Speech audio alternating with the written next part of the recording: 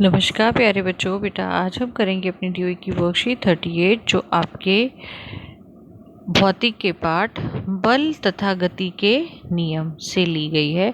बेटा आज हम करने जा रहे हैं आपका न्यू चैप्टर, राइट, बल तथा गति के नियम। ठीक है, देखिए जिज्ञासा दीदी से ज्ञान ने पूछा, मैंने देखा कि जब भी खिलौनों को खींचता या धक्का देता हूँ तो यह चलने लगते हैं। क्या हमें किसी भी वस्तु को चलाने के लिए बल लगाना पड़ता है?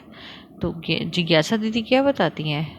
बेटा किसी भी वस्तु को चलाने, रोकने और गति की दिशा में या आकार में परिवर्तन लाने के लिए हमें बल लगाने की आवश्यकता पड़ती है। जैसे किसी रबड़ के बैंड को खींचना, ट्रॉली को धकेलना, कार में ब्रेक लगाना, रोकना, कार में ब्रेक लगाकर रोकना, आटा गूंदना, ये सभी बेटा बल लगाने के उदाहरण हैं। लेकिन कई बार वस्तु पर बहुत बल लगाने पर उसमें कोई गति नहीं होती। ऐसा क्यों होता है? ऐसा इसलिए होता है यदि दो व्यक्ति एक भारी मेज या किसी भी वस्तु को विपरीत तरफ से धक्का दे रहे हैं, या जैसे रस्साकशी के खेल में दोनों तरफ खिलाड़ी एक जैसा बल लगाएं तो मेज या रस्सी बिल्कुल भी नहीं हिलती। जब दोनों व्यक्ति या टीम विपरीत तरफ से बराबर बल लगाते हैं तो उन पर लगने वाले बल आपस में खत्म होकर कुल बल शून्य हो जाता है, जिसे हम क्या कहते हैं? संतुलित बल। देखिए बेटा, यह है, आप इसका एग्जाम्पल लीजिए। देखिए अलमीरा को, ट्रॉली को यह व्यक्ति इधर धकेल रहा है और यह व्यक्ति इधर धकेल रहा है, तो इस कंडीशन को हम क्या बोलेंगे? संतुलित बल। जैसे रस्साकशी का भी एग्जाम्पल दे रखा है, ये इसको इस तरफ खींच रहे हैं बेटा, देखिए यह इसको इस तरफ खींच रहे हैं और यह इसको इस तरफ खींच रहे हैं, तो नेट रिजल्ट, नेट बल क्या हो जाएगा? 0। ठीक है, मेज या रस्सी तभी हिलती है जब व्यक्ति या खिलाड़ी एक ही दिशा में बल लगाए या एक तरफ से बल दूसरी तरफ के बल से ज़्यादा हो।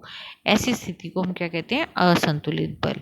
और वस्तु ज़्यादा बल की दिशा में हिलने लगती है, ऐसे बल, ऐसा किस वजह से होता है बेटा? असंतुलित बल के कारण होता है। देखिए बेटे, ये आपका जब भी कोई बल अकेला नहीं, कोई भी बल अकेला नहीं होता, बल हमेशा जोड़े में होता है। यह दोनों बल हमेशा विपरीत दिशा में होते हैं और विपरीत दिशा में ही कार्य करते हैं।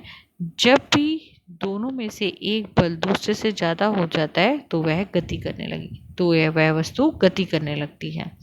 घर्षण बल गति की विपरीत दिशा में लगता है। बेटा यहाँ तक कि आप चलने में भी घर्षण बल का इस्तेमाल करते हैं, तो जो घर्षण बल होता है वह हमेशा ध्यान रखिएगा जो विपरीत दिशा में लगता है। मान लीजिए एक दरी के ऊपर अगर एक गेंद चल रही है और या सड़क पे एक गेंद है, सड़क पे गेंद की जो गति होगी वो अलग होगी, और दरी पे या कालीन पे जो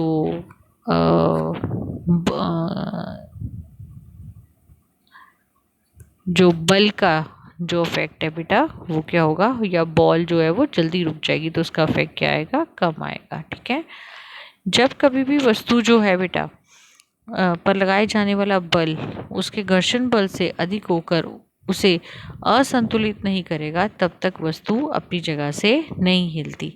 किसी भी पिंड पर लगने वाला असंतुलित बल उसे क्या प्रदान करता है? गति प्रदान करता है। ठीक है, तो बेटा बहुत ही आसान है ये वर्कशीट आपकी, आपने अपने जूनियर क्लासेस में भी की होगी। बेटा बल के बहुत सारे उदाहरण हैं।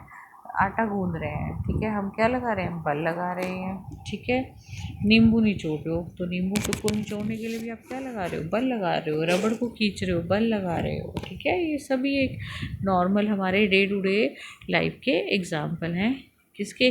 बल के। चलिए बेटे आज की वर्कशीट कर लेते हैं। आप बल क्या क्या कार्य कर सकता है, उदाहरण सहित बताइए। तो बेटा आप ये सारे उदाहरण लिखेंगे। ठीक है, किसके उदाहरण है ये? बल के सभी उदाहरण हैं। ठीक है, तो जैसे वो आपसे पूछे कि बल का प्रभाव क्या क्या होता है बेटा, तो बल का प्रभाव जो होता है वह बल लगाकर वस्तु को हम क्या कर सकते हैं? धकेल सकते हैं, खींच सकते हैं, उसकी आकृति में परिवर्तन ला सकते हैं। ये तो उदाहरण है बेटा। ये रेस की गति में परिवर्तन ला सकते हैं, उसके आकार में भी परिवर्तन ला सकते हैं। ठीक है, नेक्स्ट क्वेश्चन देखिए, घर्षण बल किस दिशा में कार्य करता है? हमेशा ध्यान रखिएगा बेटा, घर्षण बल जो होता है वो हमेशा विपरीत दिशा में कार्य करता है, जो बहुत इम्पॉर्टेंट होता है। ठीक है, विपरीत दिशा में कार्य करता है। थर्ड क्वेश्चन देखिए बेटा, क्या किसी वस्तु को गति देने के लिए उस पर बल लगाना ज़रूरी है? यह सोच कर अपने विचार लिखिए। हाँ बेटा, किसी भी वस्तु पर बल लगाना ज़रूरी है। जब भी हम बल लगाते हैं तो यदि बल घर्षण बल से अधिक होगा तभी वस्तु पर असंतुलित बल लगेगा और वह हिलेगी। ठीक है, तो वह इसी वजह से गति, उसको असंतुलित बल की वजह से ही गति प्रदान होगी, गति मिलेगी। नेक्स्ट क्वेश्चन देखिए बेटा, फर्श पर लुढ़काई गई गेंद और कारपेट पर लुढ़काई गई गेंद में से कौन सी गेंद पहले रुकेगी और क्यों? बेटा, जो कारपेट के ऊपर, फर्श की तुलना में जो कारपेट के ऊपर लुढ़कती हुई गेंद है वह जल्दी रुकेगी। ठीक है, और क्यों रुकेगी?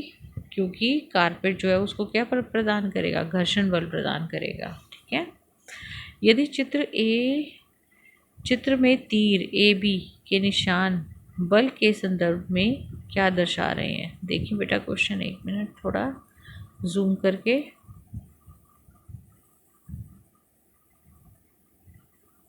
अच्छा देखिए बेटा, जो आपका ए है वो इस तरफ मूव कर रहा है और बी इस तरफ मूव कर रहा है। तो बच्चे, चित्र ए में तीर ए जो है वो बल की दिशा को प्रदर्शित कर रहा है। ठीक है, बच्चे मेज़ को धक्का लगा रहे हैं और बल की दिशा में गति देने की कोशिश कर रहे हैं।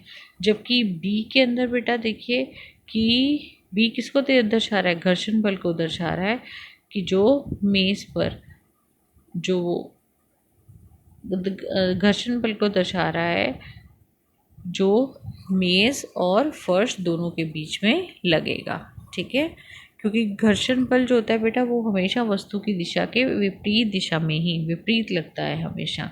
ठीक है, देखिए जैसे ये दिखा रखा है, यहाँ पे हम धक्का दे रहे हैं उसको और यह हमारा क्या लगेगा? घर्षण बल लगेगा। ठीक है, तो बेटा ये थी आज की आपकी वर्कशीट। उम्मीद करती हूँ आपको समझ आई होगी। तो फटाफट से अपना काम कंप्लीट करिए, वीडियो को लाइक करो, शेयर करो and subscribe the channel. Thank you बेटा, टेक केयर।